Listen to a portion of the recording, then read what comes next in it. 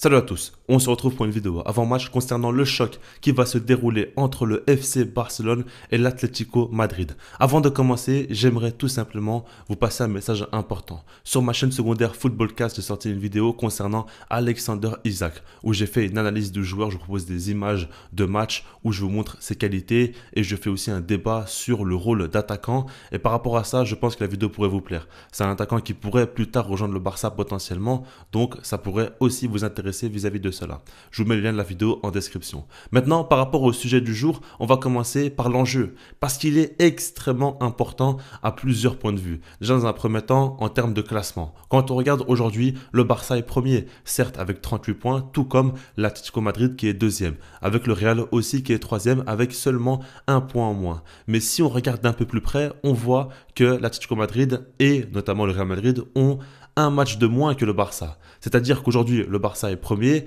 mais leur destin n'est pas entre leurs mains. Ça, il faut bien se le dire. Et par rapport à ça, ce match est hyper important. Si l'Atlético gagne ce match-là, dans un premier temps, le Barça pourrait potentiellement passer troisième.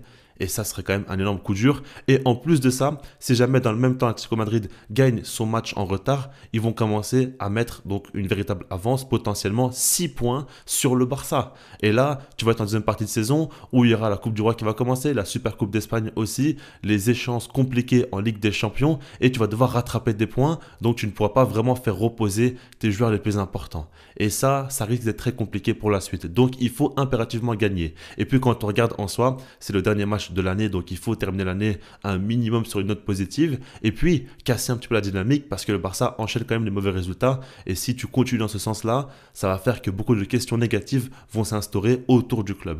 Maintenant, quand on regarde au niveau de l'adversaire, l'Atlético Madrid, eux, ils sont dans une très grande forme. Aujourd'hui, c'est un club quand même qui va très bien parce que on parle d'une série de 11 matchs d'affilée en ayant gagné à chaque fois. C'est très impressionnant et quand on regarde surtout, ils viennent d'assez loin parce que c'est un club qui a eu un mercato très impressionnant. Ils ont recruté des joueurs à prix très fort et pourtant au début ils ont mal commencé avec beaucoup de matchs nuls, avec notamment une défaite qui m'a marqué, celle face à Benfica en Ligue des Champions sous le score de 4-0. Ils s'étaient fait gifler alors que c'est un match de Ligue des Champions qu'ils ont joué à fond avec leur équipe type et ça n'a pas suffi. Ça prouve qu'ils étaient quand même en grande difficulté, que défensivement ça n'allait pas du tout et offensivement aussi ça ne trouvait pas de sens entre les joueurs et il n'y avait pas vraiment d'équilibre aussi qui était trouvé. Donc c'était une équipe qui était en grande difficulté et qui a su retourner la situation, notamment grâce aux joueurs. Parce que quand on regarde Antoine Griezmann actuellement à un très haut niveau, il met des buts magnifiques, des actions sensationnelles, fait beaucoup de différences individuelles, il est autant présent à la passe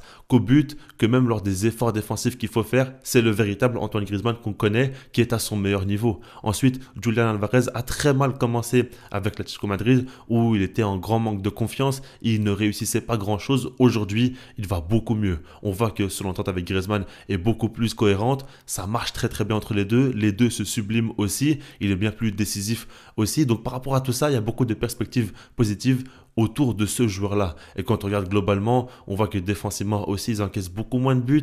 On voit qu'ils arrivent à se créer plus d'occasions. C'est une équipe aussi qui va au bout des choses aujourd'hui, qui montre que mentalement, ils savent ne pas couler et au contraire retourner des situations pendant le match. Et par rapport à ça, on voit un groupe qui est consolidé. Avec ce qui est important chez eux et une grande force de l'Atlético Madrid, c'est un banc aussi qui est très performant. Quand on regarde par exemple Sorloth, souvent quand il entre, il est décisif. Il arrive à marquer, il arrive aussi à peser sur les défenses.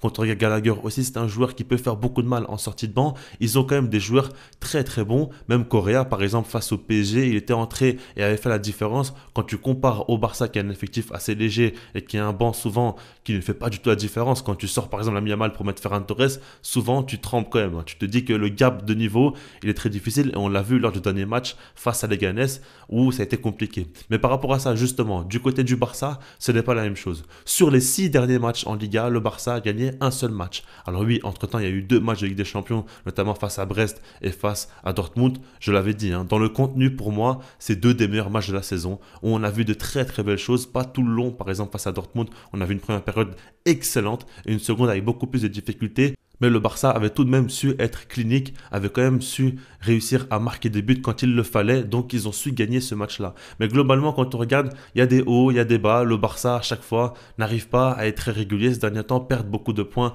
bêtement. Globalement, dans les gros matchs cette saison, c'est un sans faute. À chaque fois, le Barça répond présent en Ligue des Champions, en Liga. C'est vraiment monstrueux ce qu'ils sont en train de faire. Mais quand on regarde dans les faits, aujourd'hui, il y a un manque de confiance par rapport aux résultats. Il y a aussi le fait de se dire qu'il faut à tout prix gagner. Le Barça est dans l'obligation de gagner par rapport au match en retard d'Atlético Madrid et du Real Madrid. Et le fait est qu'ils sont revenus à hauteur du Barça. Et puis, si on va un peu plus loin, on sait aussi que les joueurs sont cramés. Hansi Flick met constamment l'équipe type, alors que les joueurs ont des crampes, on le voit lors des matchs, ils sont très fatigués, n'arrivent plus à répéter les efforts et ont besoin de repos. Et par rapport à ça, ça fait que tu arrives face à Atlético Madrid dans un match hyper important avec des joueurs qui ne sont pas à 100% physiquement. Au moins, il y a eu une semaine de repos entre le match et aujourd'hui, enfin de repos, on va dire qu'il y a eu une semaine entre les deux matchs, donc un peu plus de repos que d'habitude, c'est ça que je veux dire. Et ça fait que tu as un petit peu de perspective positive pour ce match-là, mais globalement quand même, on sait que les joueurs ne sont pas au top. Et puis surtout, tu as perdu Lamine Yamal sur blessure, le meilleur joueur de ton équipe qui sera absent pour un choc, pour un match hyper important. Et j'insiste sur le fait que c'est le meilleur joueur de l'équipe parce que c'est le joueur le plus différentiel. Et puis d'un autre point de vue, évidemment que tactiquement, tu n'as pas de joueur qui peut faire autant de choses que Lamine Yamal. Déjà par rapport au fait que c'est un ailier différentiel balle au pied qui va éliminer en un contre un. À chaque fois, il va faire des différences, il va te créer des situations avantageuses grâce à ces différences faites lui-même. Et puis quand tu regardes sur le banc, il n'y a aucun joueur qui a ce style-là. Pour moi, le seul, c'est Dani Rodriguez, c'est peut-être Tony Fernandez, mais c'est des joueurs qui sont en équipe réserve et qui ne sont pas prêts pour tout de suite, tout de suite. Donc par rapport à ça, tu sais très bien que tu vas mettre un autre joueur avec un profil différent, tu vas peut-être déséquilibrer ton équipe. Si jamais tu mets Rafinha à droite, il aura un rôle différent de celui qu'il a sur le côté gauche. Et puis tu devras potentiellement mettre un autre joueur aussi en tant que titulaire en attaque, alors que tu avais un trio, voire même un quatuor quand même très efficace qui faisait ta force. Donc par rapport à ça, c'est forcément un très très gros coup dur. Maintenant justement, par rapport à la physionomie du match, comment je l'imagine, dans un premier temps, c'est logique. Le Barça joue à domicile face à Atlético Madrid. La plupart du temps, c'est à chaque fois des physionomies où le Barça est protagoniste, le Barça a le ballon, le Barça attaque et l'Atlético Madrid contre-attaque en essayant de faire mal sur les faiblesses défensives du Barça. Maintenant, quand on regarde, Hansi Flick n'est pas un coach qui aime forcément avoir la possession et dominer ce secteur-là du jeu. Donc, on peut se dire que le Barça va jouer un petit peu différemment. Mais dans l'idée, je pense qu'Hansi Flick aura à cœur de vouloir dominer l'Atlético Madrid dès le début du match en mettant un gros pressing en place, un petit peu comme face à Dortmund, en étouffant l'adversaire, en empêchant d'installer leur jeu et en les faisant souffrir tout simplement de par un jeu hyper offensif. C'est comme ça que j'imagine la chose et je pense que le Barça a vraiment besoin de le faire. Parce que quand tu regardes par exemple le banc d'Atlético Madrid est très fourni, ils peuvent très bien finir le match. Quand tu regardes par exemple le Barça n'a pas un banc formidable, on va dire ça comme ça. Et puis d'un point de vue plus global, les joueurs aussi ne sont pas capables d'avoir un très gros rendement d'un point de vue physique tout le long du match, vu qu'ils ne sont pas à 100%. Et donc c'est mieux de commencer très fort en marquant le plus de buts possible pour ensuite pouvoir avoir de la gestion et tenir le résultat plutôt que de se dire qu'on va essayer d'avoir du contrôle, essayer d'avoir le ballon et de maîtriser le match avec un rythme lent tout le long. Parce que le Barça n'est pas fort, en tout cas cette saison, dans l'occupation de l'espace adverse avec la possession de balle. Et donc, il faut jouer sur les forces du Barça de Hansi Flick. C'est comme ça que j'imagine la chose et c'est pour moi le plan le plus logique. Mettre en place un très gros pressing dès le début, essayer de jouer un football hyper offensif en prenant des risques. Maintenant, par rapport au piège du hors-jeu, à chaque fois on en parle et moi j'ai envie de dire que selon moi, le piège du hors-jeu, évidemment, ça fait partie du plan d'Hansi Flick. C'est pas aujourd'hui qu'il faut l'enlever dans un tel match ou quoi. Non, il faut qu'il soit en place. Surtout, ce que j'aimerais dire pour être plus précis, c'est que selon moi, quand tu joues face à une équipe qui a de très gros joueurs dans la prise de profondeur, le plan du piège du hors-jeu est très pertinent. Dans l'idée, c'est-à-dire que par exemple, face au Real Madrid, avec des joueurs qui excellent dans la prise de profondeur, là, tu peux vraiment les contrer. Et tu peux en fait utiliser ça à ton avantage. Maintenant, quand tu joues face à une équipe comme l'Atlético Madrid, qui n'est pas une équipe qui excelle dans la prise de profondeur, quand on regarde par exemple Sorloth, Alvarez, Griezmann, ce n'est pas des joueurs qui sont très très rapides, en tout cas ce n'est pas leur qualité première. Ils ont des pistons quand même comme Javi Galán ou même Llorente qui peuvent beaucoup apporter dans la prise de profondeur, c'est vrai, mais encore une fois, ce n'est pas leur qualité première et ce n'est pas là où ils ont l'habitude de faire mal. Et à ce moment-là, pour moi, ça devient plus compliqué, parce qu'un joueur comme Alvarez ou un joueur comme Griezmann, c'est des joueurs qui sont capables de demander le ballon ballon dans les pieds, de décrocher et à ce moment-là de faire des différences avec leur intelligence de jeu, avec des passes dans le bon timing et là, ça peut faire très mal. Donc je pense que c'est un petit peu plus dangereux que d'habitude face à ce type d'équipe-là, mais on verra bien. J'ai hâte de voir ce que ça peut donner. Maintenant justement, par rapport à ma compo, je vous l'affiche dès maintenant. Je ne prends pas forcément beaucoup de risques. Je mets l'équipe type, mais je mets Ferran Torres pour remplacer Lamine Yamal. Et ce qui est important, c'est que je mets Rafinha au poste d'ailier droit et Ferran Torres au poste d'ailier gauche. Je m'explique par rapport à ça. L'idée est de se dire que, évidemment, Ferran Torres a fait de bons matchs sur les droites dans le passé. Maintenant, des bons matchs, il faut voir face à quelle équipe. Je me rappelle notamment d'une rencontre face à Cadiz où il a été très bon. Maintenant, voilà, c'est pas forcément là où on l'attend. Ce que j'aimerais dire surtout, c'est que Rafinha est selon moi le seul joueur qui peut se rapprocher du rôle de Lamine Yamal. Et je dis bien rapprocher. On sait tous que Rafinha est beaucoup plus fort quand il est, on va dire, axial dans le demi-espace et qu'il peut prendre la profondeur et qu'il est épargné